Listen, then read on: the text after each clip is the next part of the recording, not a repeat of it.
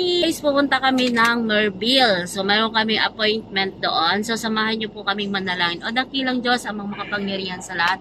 Papasalamat po kami sa napakagandang umaga na pinagkaloob mo po sa aming mag-asawa. Samahan mo po kami. Balutin mo po na yung banal na dugo ang bawat sulok ng sasakyan na ito. Makita ng asawa ko, Panginoon, ang kanyang dinadaanan, Panginoon. Bigyan mo siya ng talas ng mata, mabilis na kamay at paa, Panginoon. Upang makita niya yung sitwasyon sa kalsada. Samahan mo po kami, basbasan mo po ang aming mga labi, Panginoon, upang makakonvince kami ng aming mga kliyente, Panginoon. Pagpalain mo po ang lahat ng gawa ng aming mga kamay, Panginoon. Sa iyo namin lugar dito tinataas ang lahat. Binabalik ang papurit pa sa salamat sa iyong dakilang pangalan Jesus. Amen. Thank you, Lord. Yan. Pupunta po muna kami sa Merville. Then, dahil coding kami, medyo tanghali na kami ngayon umalis. Yan, dahil sa dadaanan namin kasi is coding. So, yan guys, natanghali na. Nimove namin ng kaunting oras yung aming kliyente kasi nga baka mahuli kami sa coding dyan sa Las Piñas, yung dadaanan. So, ang window hour kasi is 10 to 5. Kaya dapat bago mag-alas 5, makalabas na kami ng Las Piñas mamaya para hindi kami mahuli as coding. Yan. Dati kasi nahuli kami. Alas 5 yun, no? Naabot pa talaga kami. Grabe talaga kasi nagmamadali na nga kami pero dahil traffic, naabutan pa rin kami ng coding. Nahuli tuloy kami dyan sa Las Piñas. Mahirap naman kapag hindi tayo sumusunod sa ating mga regulation at yun, kaya yun. Lagi kaming nalilate. Nahuhuli kami sa coding. na may mental block ako. Hello, kain po tayo. Nagutom na daw yung asawa ko. Hindi kami nakapagluto, guys. Tanghali na kami gumising kasi coding kami ngayon. So, bumili na lang yung asawa ko ng ulam. Tayo po? Bacon express. Tapos puso ng saging. Tsaka may longganisa at tsaka itlog nagkalat na, oh. Tapos, isang kanin. Ayan, isang kanin lang yung ating pagkain. Lang namin is Tupperware. Yan, tayo po yung mag-prep. Dakilang dyan sa mga kapangyarihan. Sa lahat, nagpapasalamat kami sa pagkain na nasa aming harapan. Pakabas-basa mo pwede na kami sa lakasan ng aming physical na katawan. May namasalamat ko sa mga pagpapalo sa bawat blessing. Pagkalain mo po ang bawat isa. Jesus, we pray. Amen. Kahit tayo, guys. Nagugutom na daw kasi yung asawa ko. Kaya dito na lang po siya kumain. Actually, pinapakain ko siya doon. Sabi ko hindi na kasi ako kakain. Pumili pa rin siya na. Anong gusto mong ulamin dito muna? Ito? Ihuhuho ko na to dito kasi nagbalat. Dami niya biniling ulam, guys. Parang dala na yung pantanghalian. Dala na yung pantanghalian.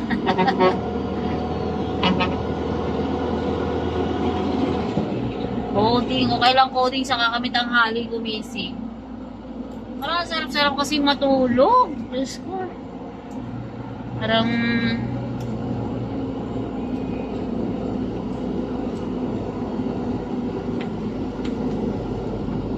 pag umaga ang bigat-bigat ng katawan namin.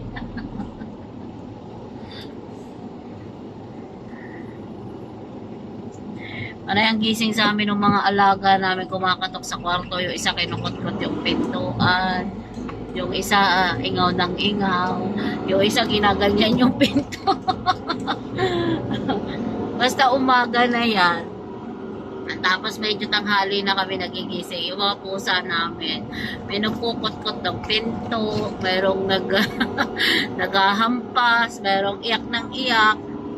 Nakakatuwa din sila, no? Kung magising sila sa amin. Lagi yan, every morning. Tapos, pag hindi ka pa bumaba, binuksan mo yung pinto, hindi ka pa bumaba, nandun lahat sa kama. Hihintay na bumaba ka. Kaya minsan, nakakatulog ulit sila doon sa kama pag hindi pa kami bumaba at sila nagigising. Pagdating ko, walang pagkain sa baba, ubos na ubos nila yung pagkain nila.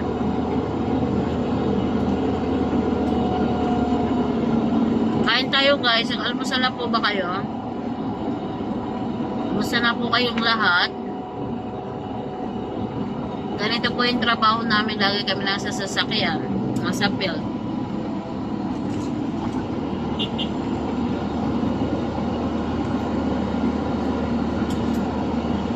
Yung asawa ko hindi makakain pag nagdadrive yan kasi nga sinusubuan ko.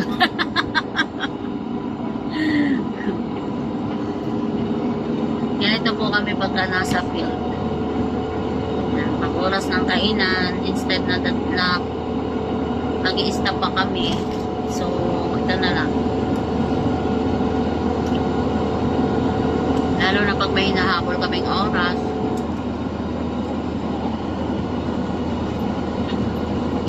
Kaya sana huwag kayo magsawa, guys. Pero thank you sa inyo lahat, ha. Tumataas po yung ano ko. Pero sobra akong nagpapasalamat sa inyo kasi kung wala kayo, walang manonood ng aking video. Wala. Kaya maraming salamat po sa lahat po ng mga nanonood, sumusubaybay sa aming mga video. Thank you so much po sa inyong lahat. Yan, sa aming mga followers, sa aking mga ano po, huwag niyo naman po sana ako i-unfollow. Kasi nga po guys, sana naiintindihan nyo po na lagi po ako nasa labas. Alam nyo guys, ginagawa ko po is nagre-record lang po talaga ako ng record. Pagdating ko po ng bahay, saka ko po siya ina-upload. Kasi nga po, mahirap pong mag-upload kapag kalimbawang hindi kaya ng data. Minsan po nakakalusot, hanggang post lang. Pero kapag manonood ka na po ng mga video, ng mga hindi na po talaga niya kaya.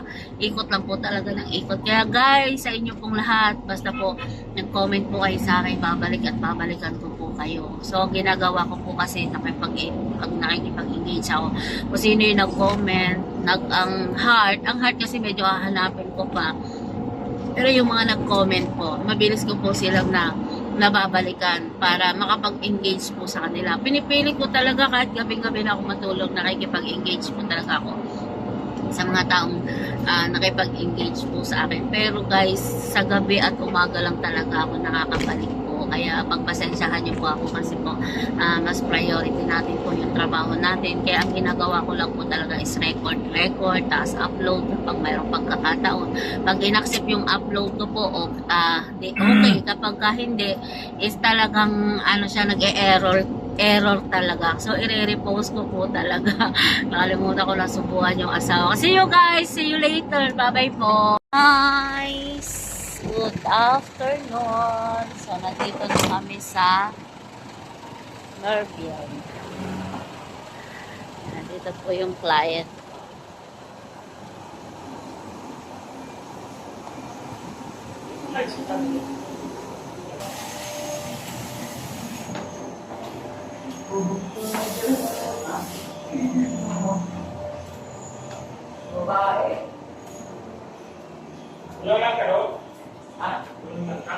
Sir, sa anong floor si Sir Nolly? Sir? Hello guys, nandito na ako sa aking client.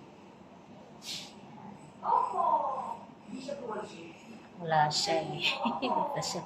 Nakaalas na siya. Na naman ang office.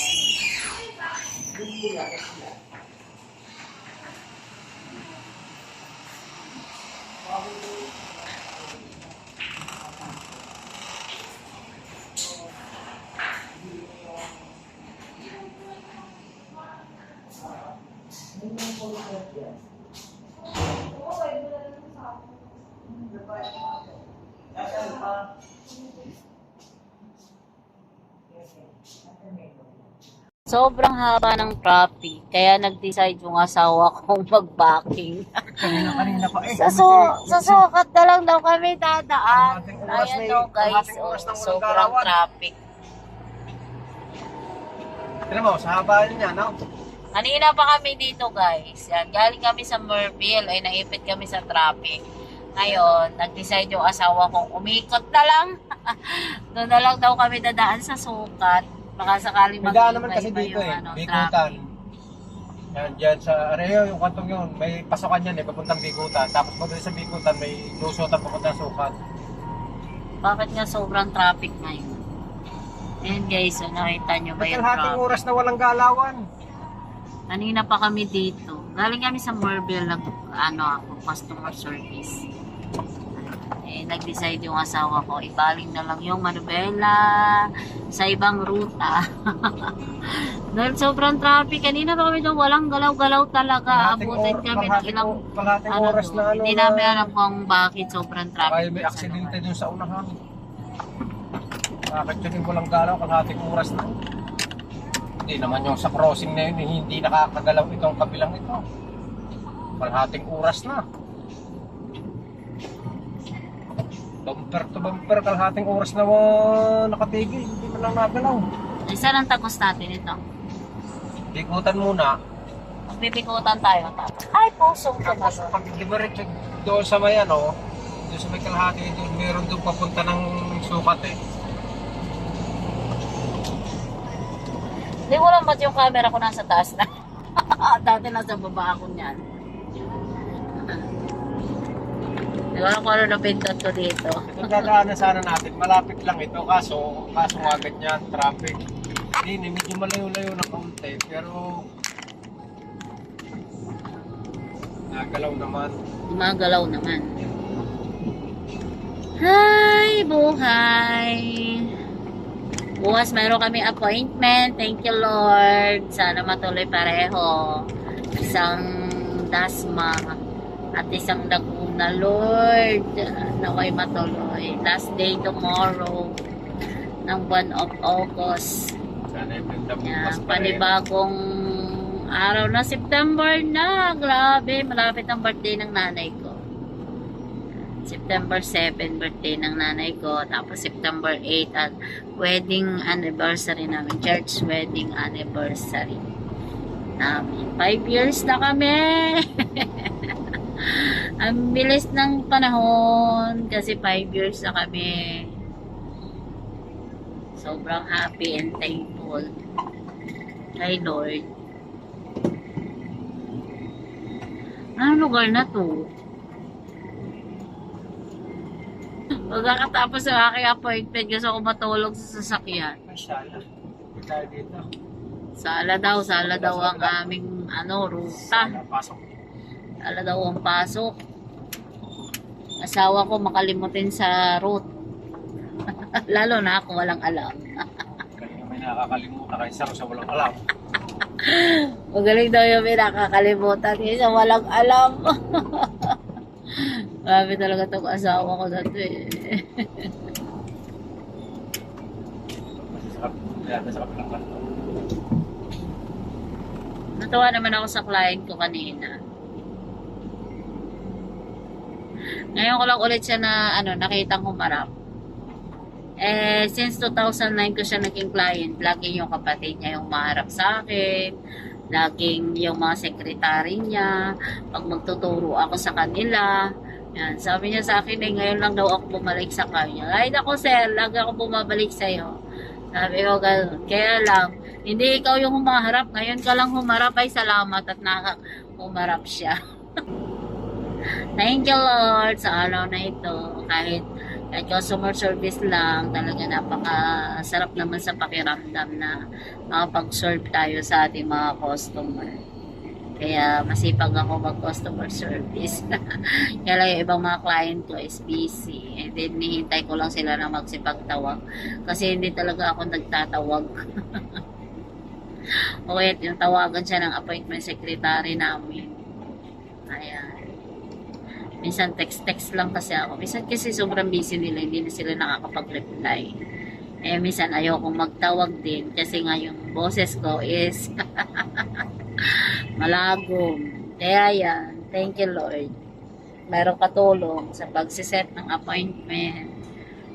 So hopefully, bumalik na yung performance namin. Minsan kami guys, nakaka-30 kaming demo, 25 demo sa isang buwan. Hopefully, bumalik na ngayong September hanggang forever na. Napapakwenta na naman ako sa inyo. Traffic na naman. Grabe kahit saan umikot ngayon traffic. Lalo na ngayon, magsi-September na, magiging burn na, mas matraffic pa talaga ngayon. See you later. Mamaya po ulit.